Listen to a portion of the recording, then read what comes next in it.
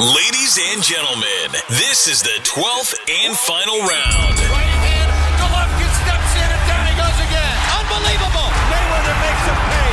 What a rookie mistake. A sensational left hook by De La Hoya. It's facts. I'm the best. You know what I mean? Sometimes I don't want to believe it myself, but it's the truth. I'm the best. I'm going to show you how great I am. From Southern California, this is the Last Round Podcast.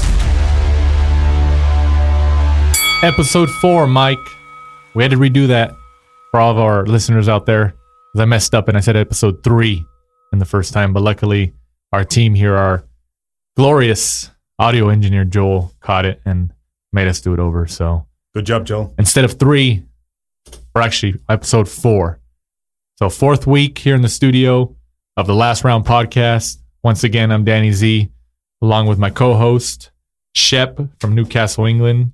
The English Transplant. I'm just going to start calling you. We're going to have to get you a shirt that says the English Transplant. Put your animation on that shirt. I'm telling you, marketability, man. Marketability. But long weekend of fights. I feel like we've been saying that a lot lately. I mean, with boxing, especially in Southern California, it always seems like it's a long weekend or week of fights. You can't get too much of a good thing, Danny. Yeah, that's true. I agree. I agree 100%. So Friday, you know, we had the ShowBox New Generation from Temecula, California, headlined by Devin Haney against, Juan Carlos Burgos. I think that's how you pronounce it. Over there in Temecula at the Pachanga Resort and Casino. Did you catch that fight, Mike? Yeah, I didn't go, but watched it. It's kind of like an easy step up for Devin Haney, really. Kind of thought he was going to get him out of there because I thought it was actually through his own promotion. Was it not? Yeah, it was. It was. He's the youngest ever promoter to be. I thought that was kind of an interesting statistic. I was like, that's a pretty good for the history books. Because he's what, 19? Yeah. I don't even think he's 20 or 21. Yeah, I think he's 19. Yeah. Anyway, getting back to the fight, he won. I kind of thought he was going to get him out of there, but he didn't get him out of there. Headlining his own card. I think he wanted to make more of a statement. But he kind of cruised. He didn't really get out of like third gear. I'd like to see him step up a little bit more. He's got good pedigree come through as an amateur. He's 20 wins, 13 knockouts now. So, shouldn't be too long before he's going to go for one of those smaller world titles like a WBC Intercontinental or whatever route he decides to go down. Right. I thought he looked good too. Honestly, I was talking with some people as the fight was leading up, and some of them were like, "Oh, I'm not too impressed with him," and they're like, hopefully on Friday he turns in a good performance. But I liked him. I was like, oh, I don't mind it. I mean, he's very young still. I mean, I know he's 20-0, and he still obviously has a long way to go in terms of his career. But you can't. I guess I understand you can criticize people and all that. Like, oh yeah, he's just kind of boring and this and that. But I mean, the kid's 19. He's 19 years old. And I thought he looked good on Friday. You can see the old Floyd Mayweather shoulder roll from when Floyd used to train him in Vegas. Oh, yeah. He kind of has that Floyd style, just, the little Philly with the shoulder. I mean, how can you not when you train with one of the best, or to a lot of people, arguably the best fighter of all time, you're going to take some pointers from a fighter like Floyd Mayweather. It doesn't matter who you are, even if you say, oh, no, I'm not going to take pointers. You're going to take something, whether it's business pointers, fighting pointers, anything. Why wouldn't you? If you got that guy in front of you and he's talking to you, not just about business, but about the sport, you're going to listen. It'd be silly not to. Yeah. So, Devin Haney took the scorecards, unanimous decision, 100-90, and the other two were 97-93, obviously in favor of Haney. Like I said, he's only 19. He's got a long, long time still in the sport. Hopefully, God willing, he doesn't get hurt. Nothing too crazy happens. And of course, you're always going to get hurt in the ring. But we're talking about detrimental stuff. But I like him, man. I like him. I thought it was good that he fought out here, and I liked that they fought in Temecula. I feel like Temecula is slowly trying to get some fights out here. And I think it's an Indian resort, so they kind of get away from the whole tax thing. There you go. Tax evasion. I don't know. Uncle Sam always finds you. It's always a good reason to do So it. there's always that point. So I understand. That's why they do Fantasy Springs. I think Fantasy Springs is also like an Indian reservation. So, you kind of get around the loophole. So over here in the United States, if you have an Indian reservation recognized, you have to be recognized by the U.S. government. Then, you get around the tax loophole and all that stuff. So over here in the States, for our listeners all over the world, especially across the pond, little inside baseball over here on the government side of things. But, moving on to Saturday, obviously me and you were there, the last round team. I don't know if any of you guys saw us there or not. We were, I think, obviously probably the two tallest guys in the room. At least I was. But it was a good card. It's a good card. We'll go into the co-main event. Golden Boy fights on Facebook Watch. In the co-main event, Romero Duno. Is it Duno or Duno? I don't know if it has the Spanish N. I don't know. I should have asked him, but I didn't. Whatever. But he obviously stopped Aviles. Ezequiel Aviles. I think that was it. I don't think it was Avila. I think it was Aviles. I thought it was an entertaining fight. He dropped him a few times. I honestly thought he was going to finish him. Especially after the first knockdown and the second knockdown.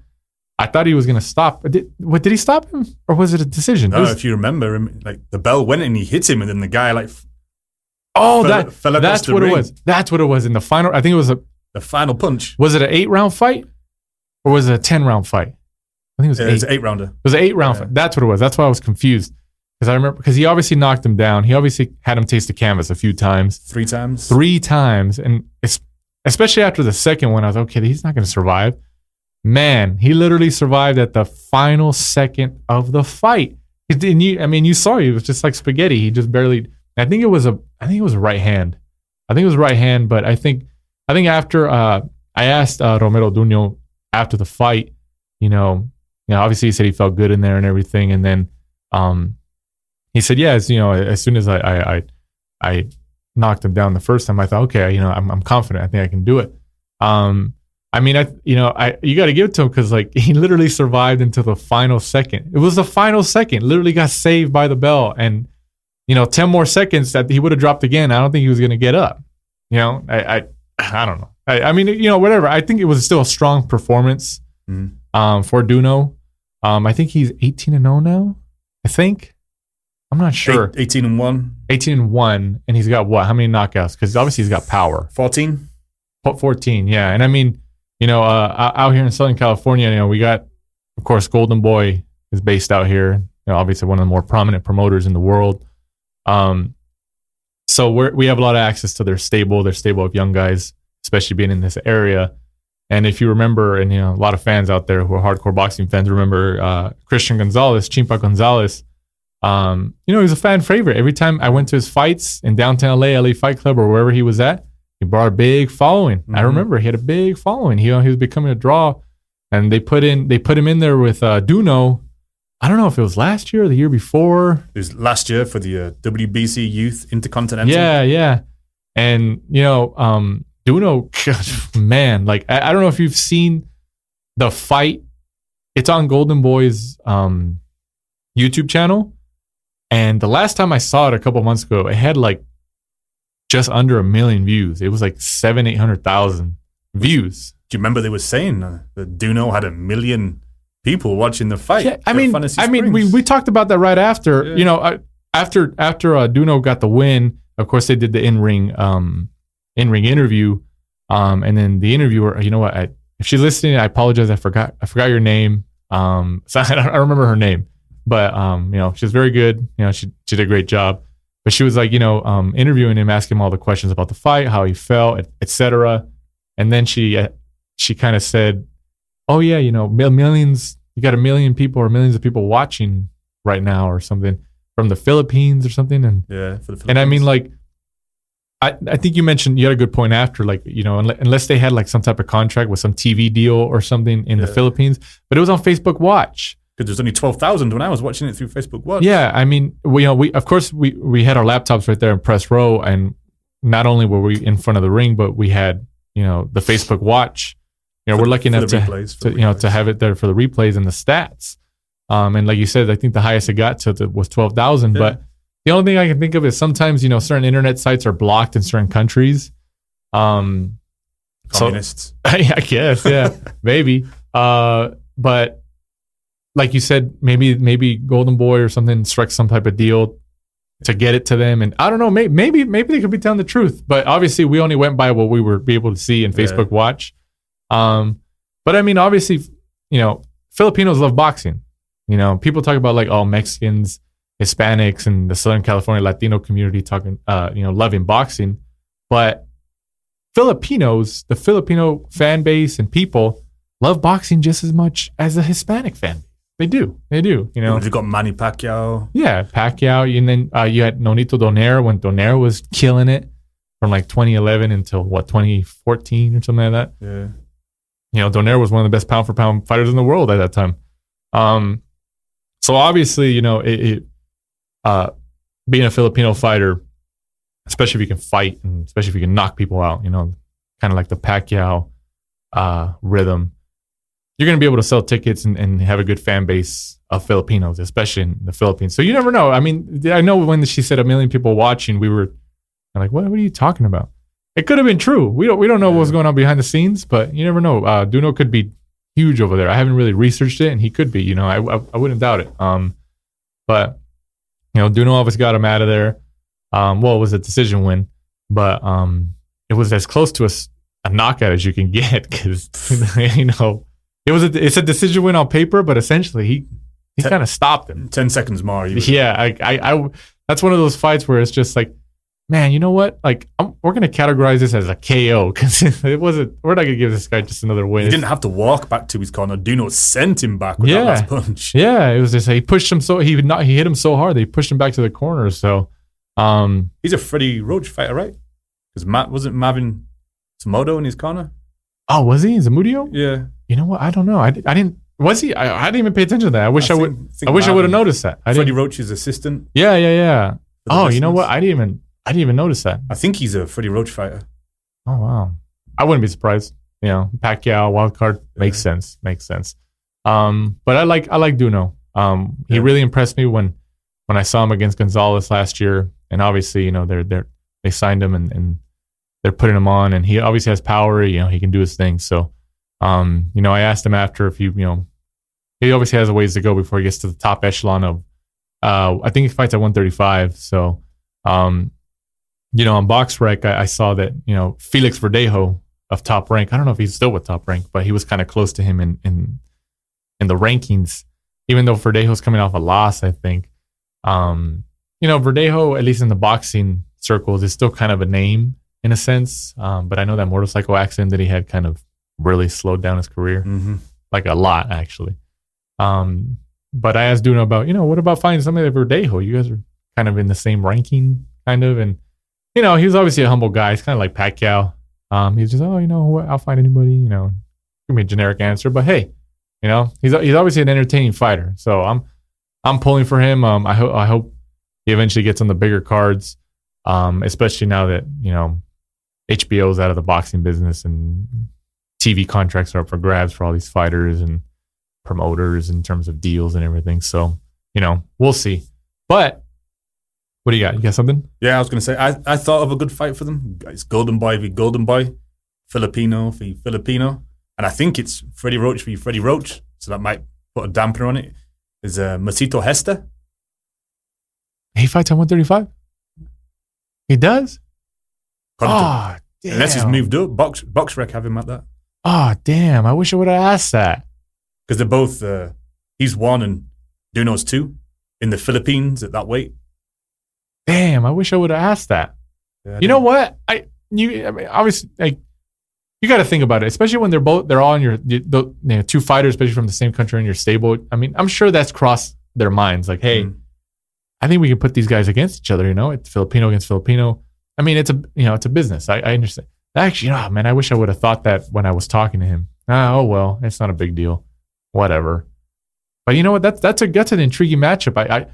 We should push that on social media and just see what people think. Like, Hesta against Duno. And if they're getting 1 million views, they say, for duel against someone the Filipinos don't know, Filipino v Filipino, you're going to get millions upon millions. Yeah, and then, I think that'd be a great, and you can, I think they can, you can draw a pretty solid crowd out here in Southern California too. Like, I mean, where would a matchup like that be hypothetically out here in LA?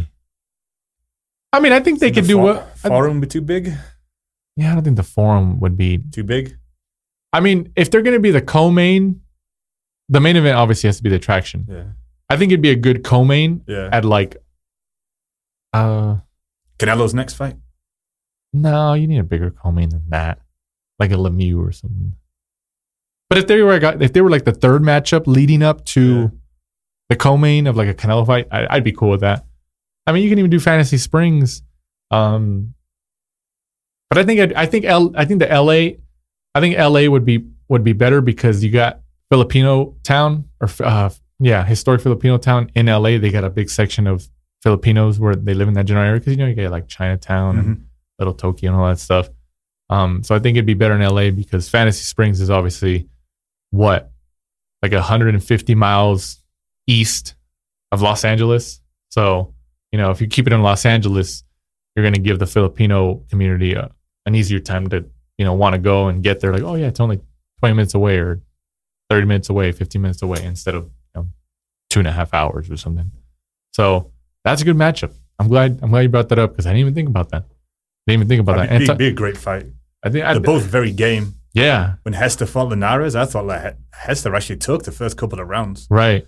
So I think it'd be a good fight. And that's a good transition talking about Hester fighting Linares, which Saturday's main event was obviously Jorge Linares' comeback fight from his earlier loss against Lomachenko this year.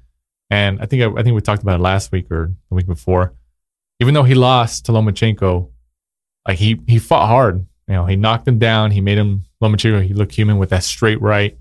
And in the back of my mind, people were talking to me after the fight, and a couple months after, saying, "Oh, I wonder if Linares can come back from that." I had a feeling after that fight, I was like, he can come back from that. Like that was still a strong performance. Like, yeah, he got stopped, and Lomachenko got him with a body shot, right? Mm-hmm.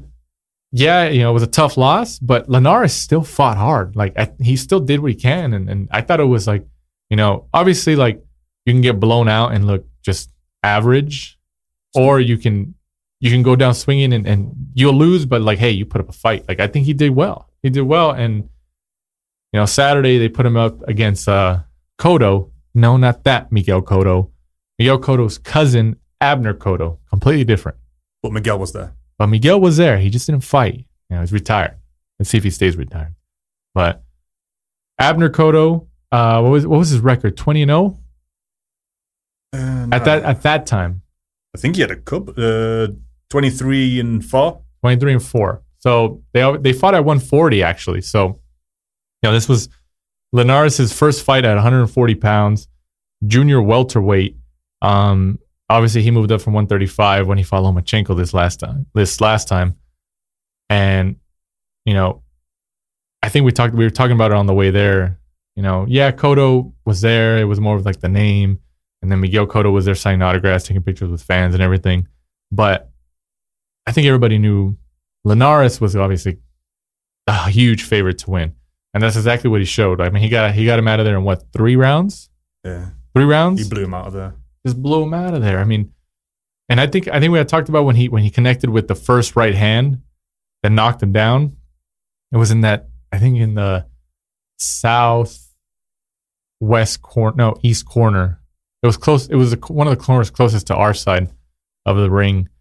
He got him with essentially the same type of punch. It's that right hand. Linares with that right hand is just like, it's dangerous. Like I know people talk about like Wilder has that right hand.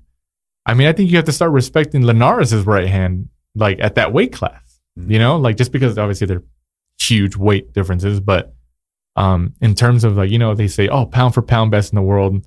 I mean, essentially when you talk about pound for pound best in the world, you're talking about like, okay, if this guy doesn't matter what weight division and he's in, he's pound for pound, that's essentially what that means.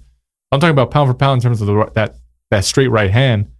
Linares is up there with the best of them, that right hand is nasty. And I think when he landed it and he knocked him down, I think I told you, I was like, I knew, man, that right hand, that's the same punch that got Lomachenko. And if you can get a guy like Lomachenko, who obviously other people are going to go down to it, right? Yeah, he sets them up well, Linares. Like, if you could see, like in the first round, he kind of watched Cotto's, try to see what Cotto was going to do to try and negate what Linares was going to do. So the first round, it was kind of like a feeling out round for Linares.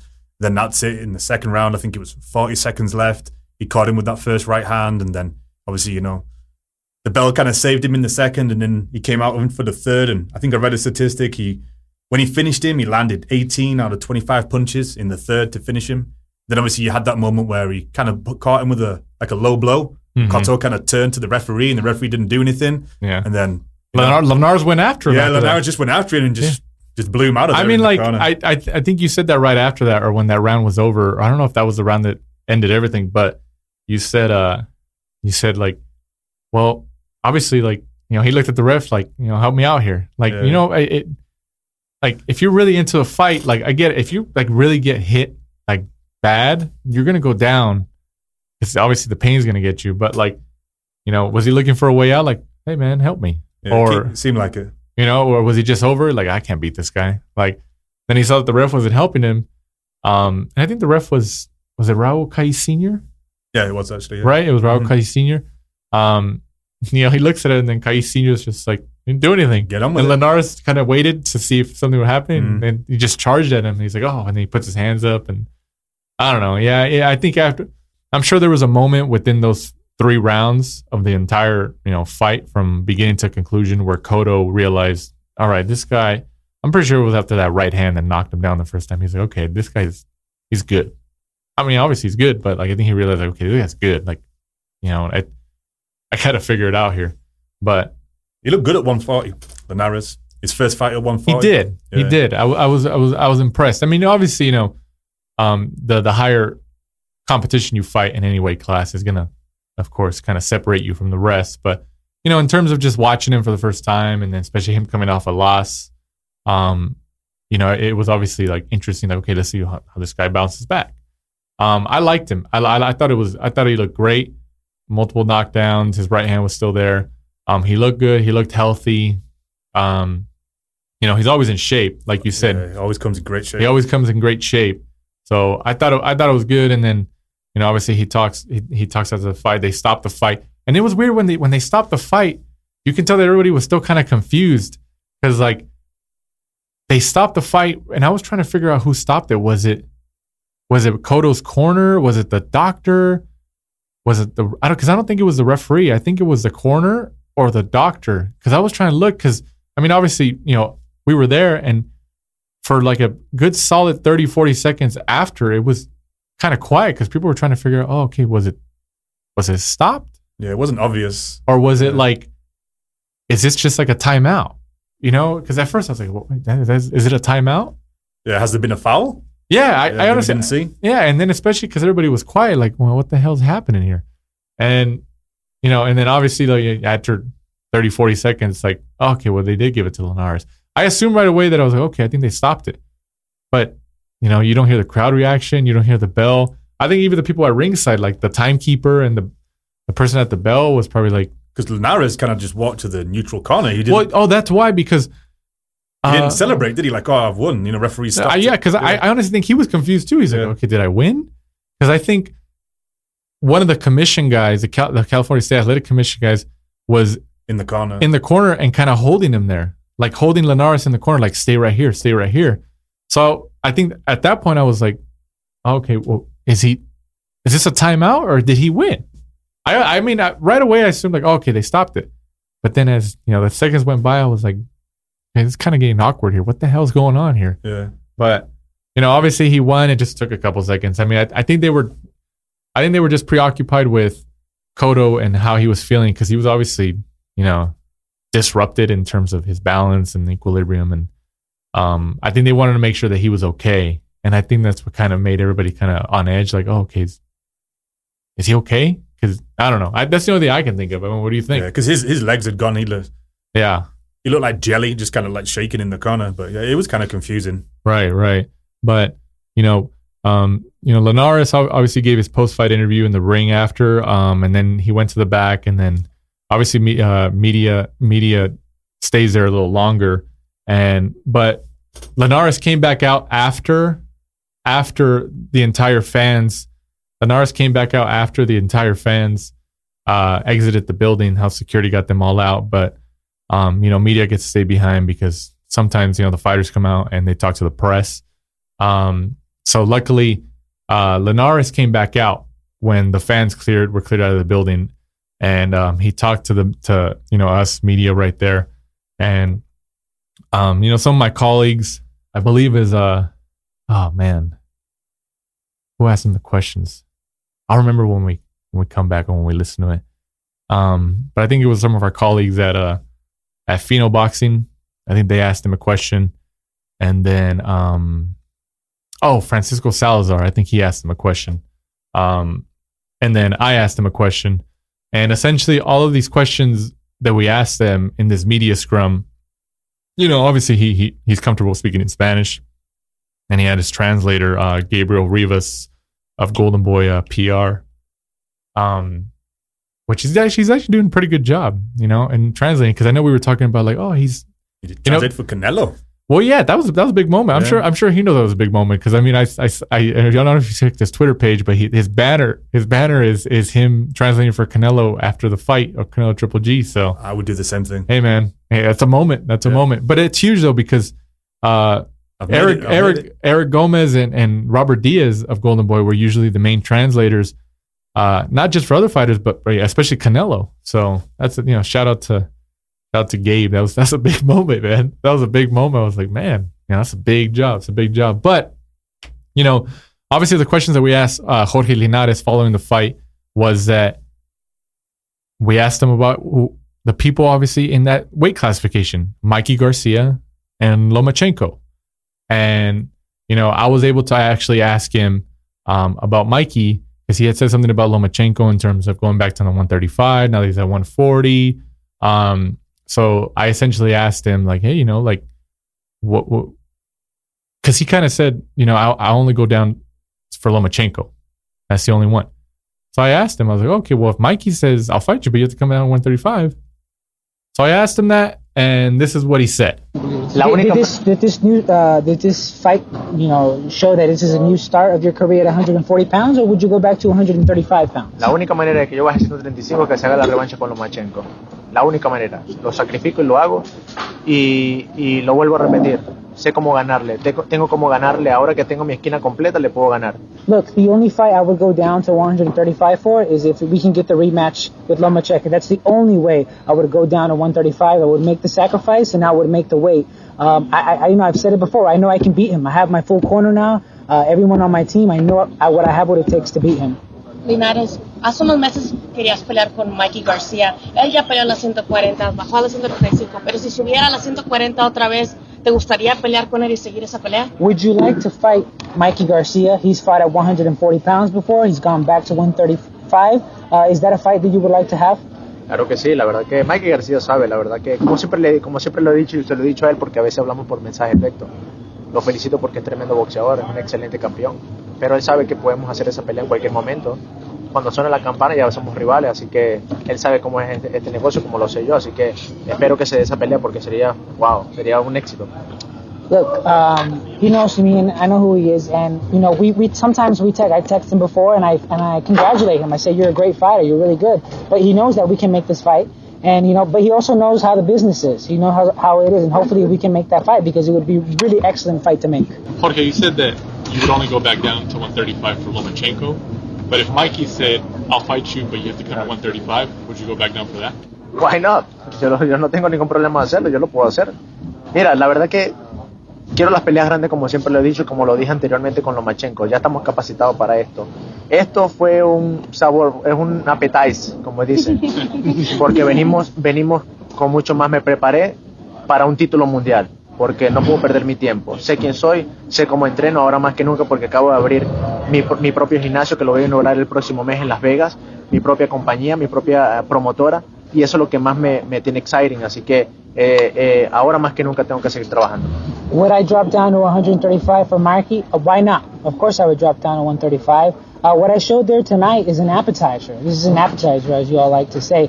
And at this point in my career, I have the big fights. I prepare for this fight as if it were a world title fight. And I know that what I'm capable of, know what I can do to continue making these big fights. All right. Well, as you can hear that from that, Jorge Linares said that he would only go back down for one fight, Lomachenko. Obviously, he wants that rematch. And obviously, Lomachenko's obviously becoming a huge, huge draw. He's doing really well. He's my pound for pound best in the world right now. And Linares still wants that rematch. And then, we asked him about Mikey Garcia, if you fight him at 140. And he said, yeah, I want Mikey too. Obviously, Mikey and Lomachenko between 135 and 140 are the kingpins in terms of, money fights and competition right now. And then, as you heard in that audio, I asked Linares, would you go back down for 135 if Mikey said that? Because you said you'd only go back for Lomachenko. And then he says, why not? Yeah, if Mikey says I'm down to fight you at 135, I'm gonna go back down. And then he goes into his fight from this past Saturday night against Cotto. This was an appetizer fight for me, which I thought was kind of funny. That was a pretty funny quote. This is an appetizer. Is that, looking at it from another perspective, is that an insult to your opponent? Like you're an appetizer? But I thought it was kind of funny. So, in the audio, obviously you heard us laughing, crack some laughter out of that. So, but yeah, so obviously he's only going to go back down to 135 for Mikey or Lomachenko.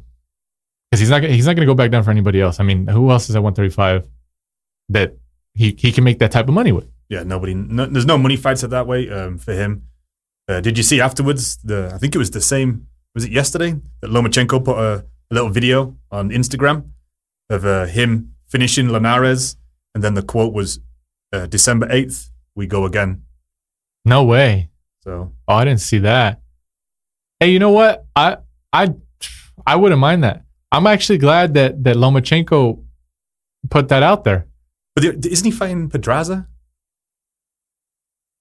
When is that fight? It's December, isn't it? That's what I didn't understand. What? Is it December 8th? Because he's mandated. Yeah, I think that fight's already been announced. So I couldn't understand. That's a unification bout, right? So, but I mean, he gets Pedraza out the way. Mikey's chasing Errol Spence. But that is interesting though. If he's fighting Pedraza, is he kind of saying hey, I'd rather fight you than Pedraza, even though it's a unification bout? Is that what he's saying?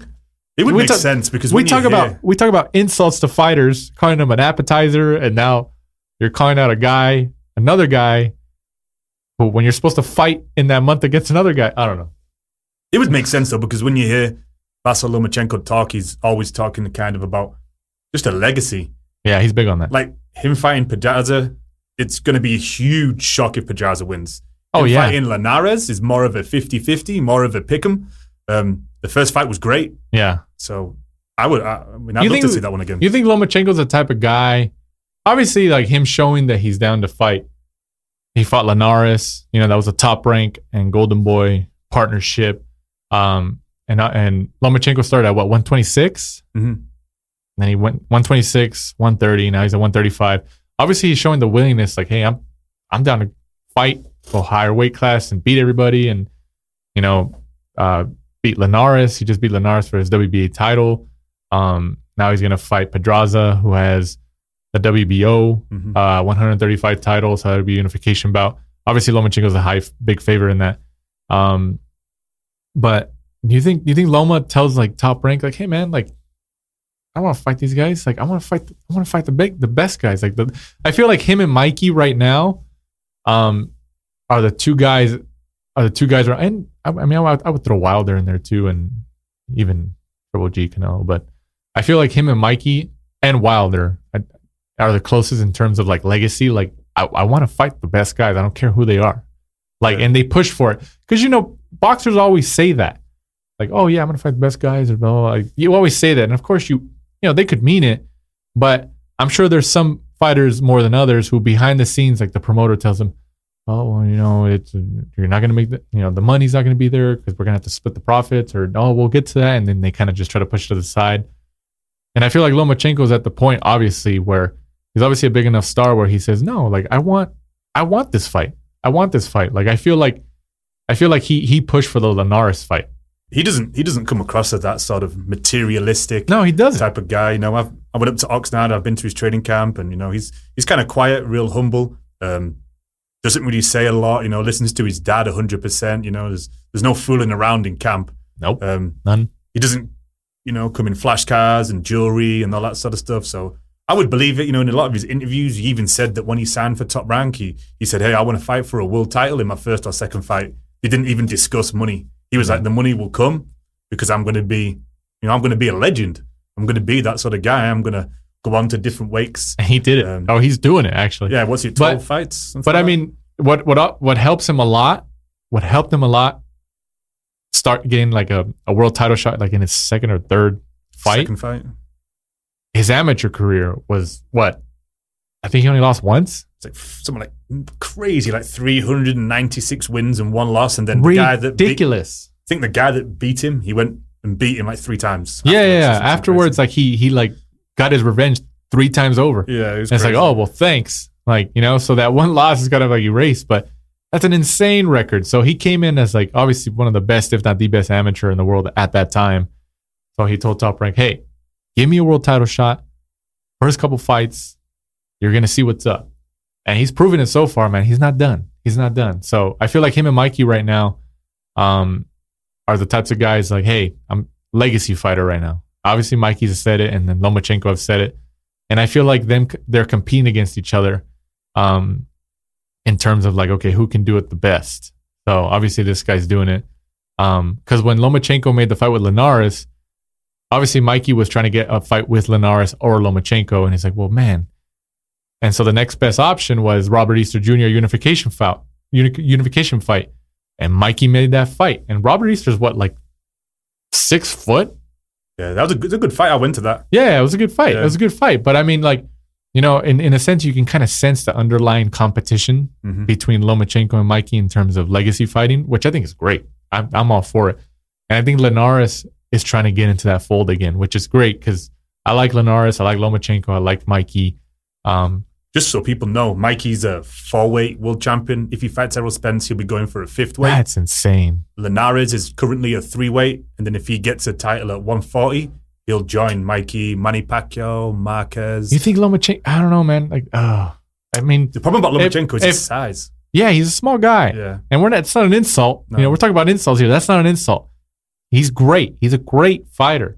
But I mean, eventually, you're going to get it to a weight class where the guys are just too big and too powerful. Yeah. Like, and you know, you might have more skill than them, but eventually the weight is just going to be too much. And which is what might happen to Mikey against Errol Spence. It's the same thing. It's the same thing with Mikey and Errol Spence. Yeah. Like, you know, I get it. Mikey's just on a tear right now. He said like he wants the money fights. I understand. You know, he wants to take care of him, that you get all the bigger checks. I understand. You know, at the end of the day, you got to feed your family. It's a business. I completely understand. But it's like, man, like going up to 147 and fighting a guy like Spence. But I think we talked about this at the fight on Saturday. I think Mikey got a lot of confidence by beating Adrian Broner convincingly. Mm-hmm. Even though like he didn't knock him down, he didn't knock him out and stuff. But Broner's a heavy-handed guy. He's a big kid, and he's been at welterweight for a lot of fights now. Even though he hasn't really won any prominent fights at welterweight. I think they gave Mikey a lot of confidence because he fought Broner, and Broner's been in there with like Sean Porter. You know, who else did Broner fight at welterweight? Jesse Vargas. Well, Jesse Vargas recently. But I don't know. In terms of going back to the Mikey point, I feel like Mikey got a lot of confidence from that win against Broner, which I would too. I mean, Broner's a big kid, and he took his shots, and I thought, you know, that match was intriguing to me leading up to it because I was like, Broner, regardless of what you think of him, he's obviously a bigger guy than Mikey. He's a heavy-handed guy. Well, you know, Mikey started 4 divisions below that. That's why it was an intriguing fight. But Mikey beat him, and he took his shots, and he beat him convincingly. So I think that gave Mikey a lot of confidence, especially when he fought Sergey Lipinets, and he got the 140 title. You know, obviously it's a confidence builder. So I completely understand. That's why he was probably like, yeah, man, like I'll go up to welterweight too. Like, oh man, like so it might be like an adrenaline thing, but I honestly believe he thinks in his mind, like I could do it. He told me I was at his training camp. Yeah. And I asked him, and he said, yeah, I'm going out. It's for legacy. He's like, even Robert Garcia, his trainer, his brother, and his dad had told him, he's like, I don't want Mikey to do it. Right. So I don't know whether Mikey's kind of thinking, you know what? I'm going to prove everybody wrong. I'm going to do it for my legacy. I'm going to be a 5-weight world champion. Yeah. And I'm going to prove my dad. I think, it's admirable. It's admirable, but is it, it's idiotic, Yeah. But it's admirable. I understand. I understand what he's trying to do. He's trying to build a legacy. And because honestly, I think he's in a win-win situation in terms of, if barring that he doesn't get extremely hurt by Errol Spence, because Errol Spence can hurt anybody at that weight class. It's no joke. And if somebody from the weight below comes up, like obviously it's gonna be worse. But even if he loses, whether he gets knocked out, or he loses by decision, or it's just really bad, I think he'd get a pass because of the confidence he had. Like people are gonna be like, hey, you know what? Like everybody expected this, but I respect him for even trying. Yeah, like when Amir Khan fought Canelo. Yeah, the same thing. Hey, you know what? We thought this was going to happen. Yeah, and Khan even looked good in those first couple rounds. His speed, he was outworking him, but like Canelo was patient, got him to the body, and set him up for that overhand right. But that's something we'll talk about later on. But it's his O though. If he loses, don't forget Mikey's still unbeaten. But I think he said he's not afraid to lose though. That's the thing. Like, which is good. But if he's going to lose to anybody for his first loss, an Errol Spence fight at the weight class above him when Mikey started at what, 5 weight divisions below, so 140, 135, 130, 122. 122? Mm-hmm. Starting at 122 and going to 147?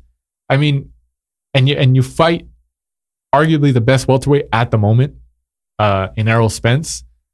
It, like I said, I think it's a win-win for him. Like even if he knows like he's gonna go in there and try to fight and do what he can. I believe that. But I think even if he loses real bad, he's probably going to get more fans, especially if he looks good losing, kind of like Linares against Lomachenko. And people are like, man, I respect him for even trying. If I know it's kind of taking the weak link, but if I was Mikey, I'd be like, you know what? Errol Spence is too big, too powerful, too athletic. I want to go up to 147. I'm going to fight a bulldozer. I'm going to go for Sean Porter. Oh, he still gets that 5th weight division, but Mikey, in my eyes, he'll run rings around Sean Porter. If you think so, I don't know. Well, maybe, but like I still think Sean Porter would. I don't know. I still think. Obviously, I think Errol Spence would beat him. Like, there's no doubt in my mind. But I still think Sean Porter would beat him too.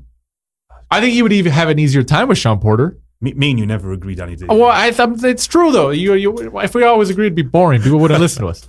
So, I still think Sean Porter would beat him at welterweight. No, dude, come on. I see what you're getting at in terms of Mikey's not going to stand there. I think it's more competitive if he fights Sean Porter. He has an easier chance to beat Sean Porter, and I like Sean Porter. I'm not saying that Sean Porter is an easy fighter. I'm just saying that in terms of Errol Spence, I mean. Errol Spence is, to me, the best welterweight in the world right now.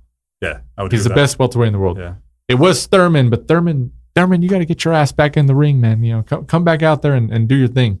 But right now it's Errol Spence. Errol Spence is the welterweight king right now.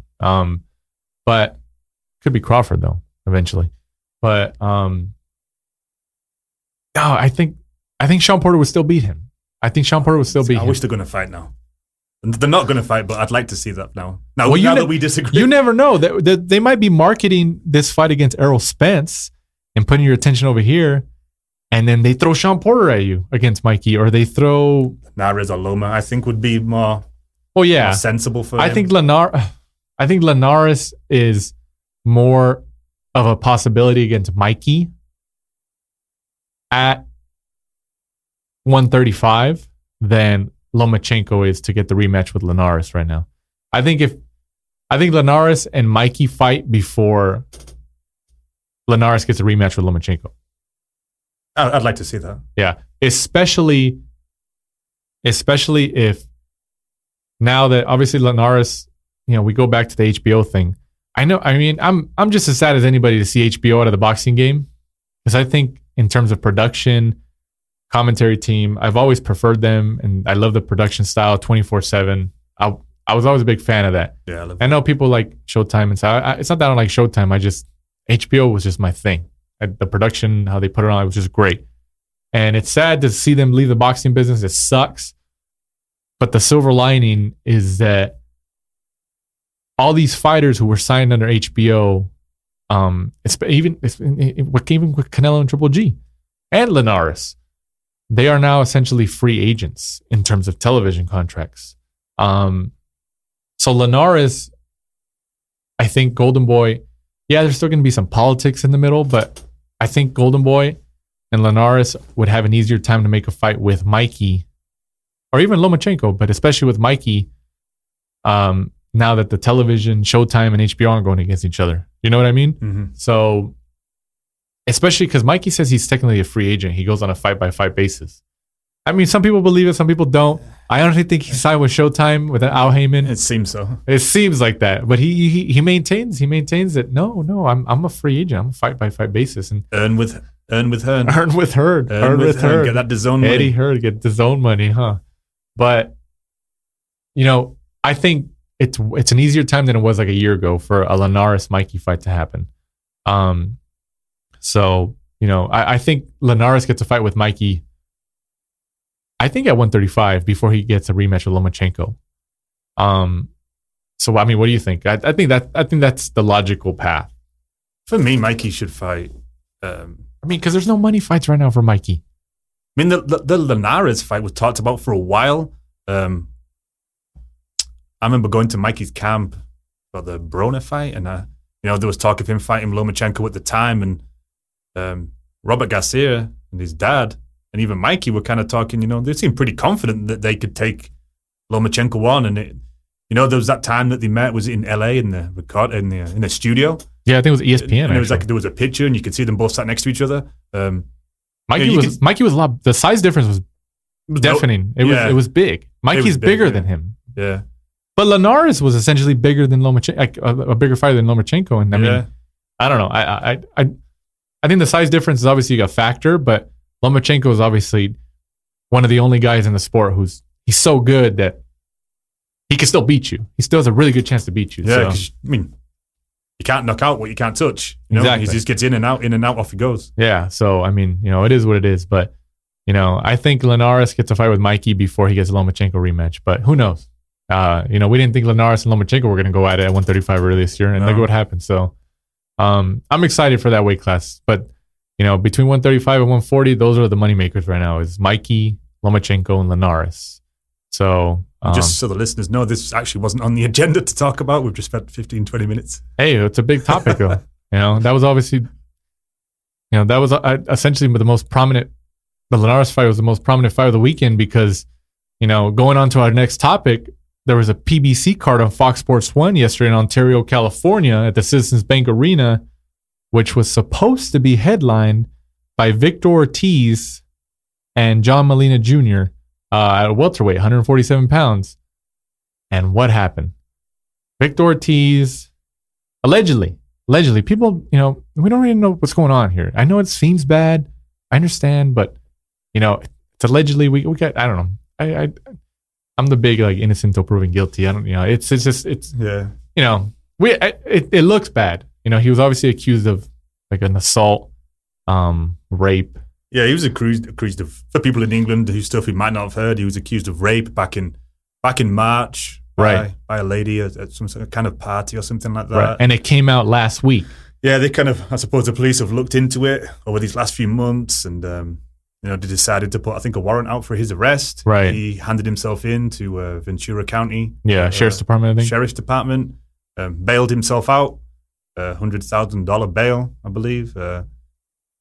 So he was free to fight, I guess, if they were going to let him. But PBC, I suppose, did the right thing and called it off. Right. They called it off on the Tuesday, so they only had 4 or 5 days. Are you sure it was Tuesday? I thought it was after that. I think you texted me when I was at work. I thought it was Thursday. I don't know. I thought it was way closer to fight day. But anyways, like I said, we don't know what's going on. Obviously, that's unfortunate. And how it pans out, how it's going to pan out. It is what it is.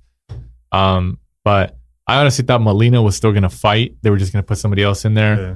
But they just completely scrapped that main event altogether, and they put Brandon Figueroa and was it Oscar Escandon as the main event. So obviously, in terms of name recognition, they're a little bit different. So did you see what they did? Because the tickets didn't sell out. Military, all first responders, law enforcement got in for free. Damn. Just show up on the door, show your ID, and it was free. Wow. Hey, I mean, you had to get butts in the seats. I mean, I don't think Al Heyman. They prepared for something like that. I mean, you don't want to prepare for something like that. That especially the week of the fight, 3-4 days leading up to it.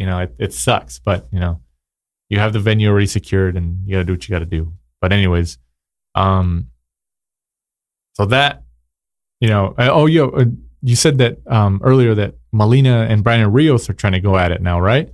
Yeah, they were calling each other out on Instagram because the Victor Ortiz fight got scrapped, and I suppose they're not going to rearrange it, whilst all of that stuff's going through. So, right. Brandon Rios and Molina were kind of going back to and fro on Instagram. Yeah. So, I mean, hey, let's see what happens. Yeah. Let's see how it all pans out. But and then we'll touch on what happened. I think it was today, right? The press conference between Tyson Fury and Deontay Wilder. They got a little physical. Wilder pushed him, and then you got Tyson Fury with this whole charisma and and then Mac is back. The Mac is back. The Gypsy King.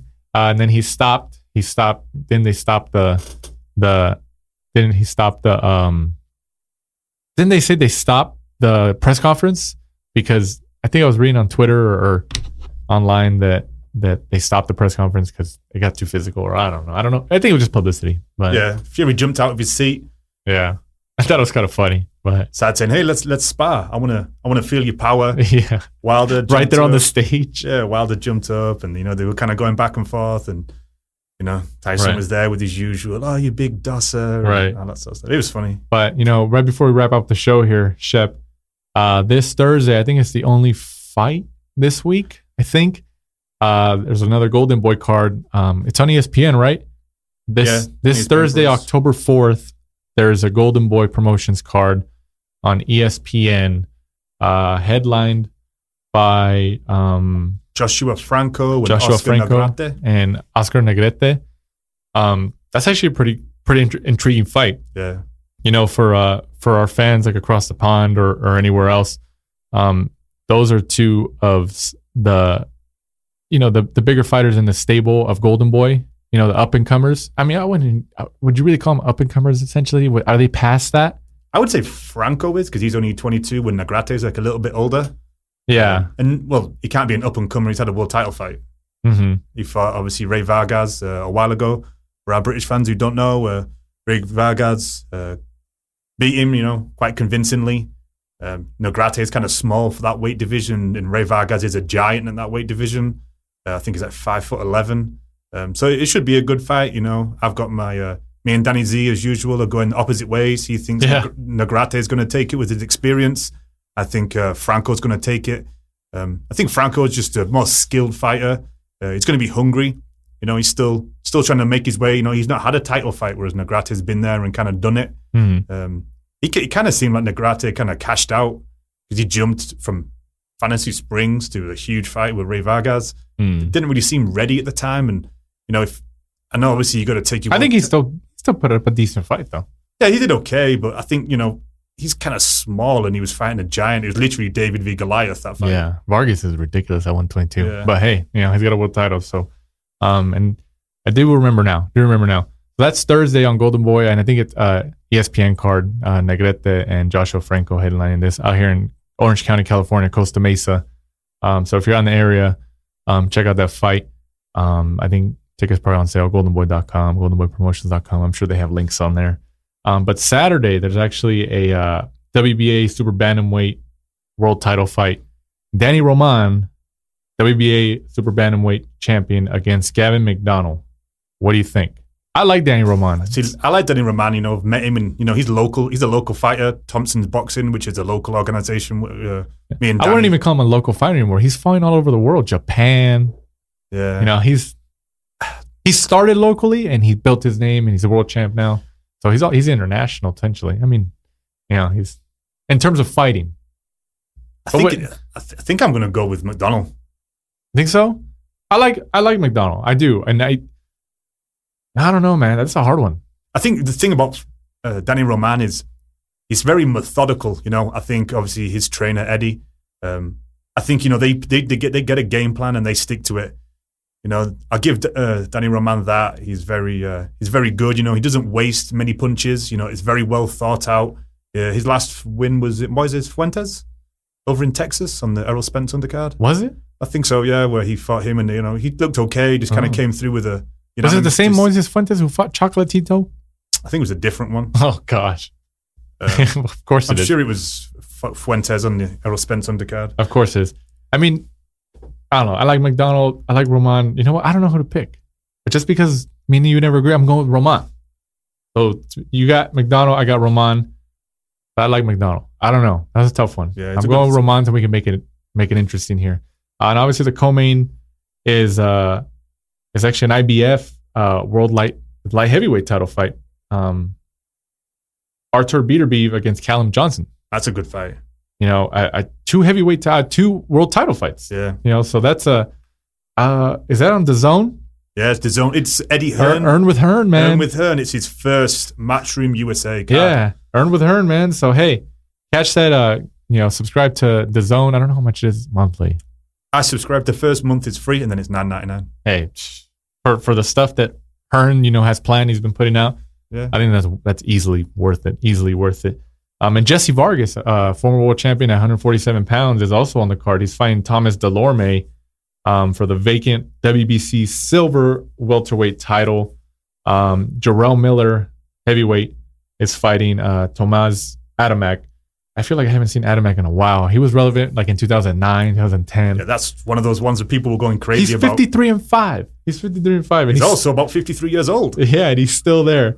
And then we got a future guest coming on, cousin of Floyd Mayweather Jr., Anthony Sims Jr. He's actually on the card too, and he's fighting Mario Aguilar. Anthony Sims is 15-0. He's undefeated. Mario Aguilar is 19-5. He fights at light heavyweight, right? Light heavyweight. So we've been in contact with him and his team, and he should be on the podcast soon. Is it next week? It's next week? Yeah, he's here next week. What a surprise! They don't even let me know what's going on around here. He fights on Saturday, and then I'm sure he's flying back just for the podcast on for Monday. Okay, thanks for coming out to the podcast right away, Anthony. We appreciate it. So he's coming out for the last round. So he's scheduled to be here next Monday. So hopefully, he makes it back on time, or he's not hurt or anything. So we're planning on having him in the studio next week. And see how obviously if he wins, he can talk about his win, what he wants to accomplish. We'll talk about Floyd Mayweather, obviously his family. So and we'll go for them. So shout out to Anthony Sims Jr. for agreeing to be on the podcast. Hopefully he comes next week. And good luck to him on his fight this Saturday. If he doesn't come next week, I'm sure we'll get him on eventually. Mm-hmm. But as of right now, he's supposed to come on next Saturday. And I don't know what else we got left this week, right? We're just going to have to wait until it pans out the next week. And then we got Anthony Sims next Monday, hopefully. And then, of course, we'll ask him his opinion on this week's fights. And then we'll talk about him, kind of go into there. And then we've got a few guests lined up, but yeah, we'll announce them as we get through. And if there's anybody you guys want us to try to get on who you want to hear about, tweet at us at the last round 12 or comment on our social media or send us a direct message on Instagram or Twitter at the last round 12. And we'll see what we can do. We're going to try to get as many interesting people on the podcast as we can, and give you guys the best content every week, every Monday. And hopefully, whether you're listening to this on your drive home from work, your drive to work, or just in your house, or you have some earbuds in while you're running, however you're listening to it, Spotify, Apple Podcasts, Google Podcasts, Audio Boom, however you're listening, computer, cell phone, whatever, mobile phone, we appreciate it. Drop us a review, give us that 5-star ratings, 4-star ratings, whatever you feel that we need to improve on, let us know. Because we obviously do this because we love the sport, and we want to give our boxing fans and our listeners something to listen to on the way to work, because I listen to podcasts on the way to work or on the way home from work, and You're sat in that California traffic. Yeah, California traffic, you're going to need it. You're going to need it. So, once again, I'm Danny Z for the last round. My co-host, Shep, what do you got? If people are watching the fight next week and they watch Anthony Sims Jr., make sure you watch it on DAZN. If you've got any questions you want us to put forward to him, just send them on Twitter or Instagram, and we'll hit him up. We'll ask him the questions. Yeah, and if you don't want to tweet us or put it out publicly on our Instagram at the last round 12 or Twitter, you can direct message us. On one of those two platforms, and we'll respond. Of course, we'll respond and we'll check it out. But once again, I'm Danny Z for Michael Shepard. This is the last round. Thanks for supporting and listening to the show. Follow us at The Last Round 12 on social media. Rate, review, and subscribe. This is the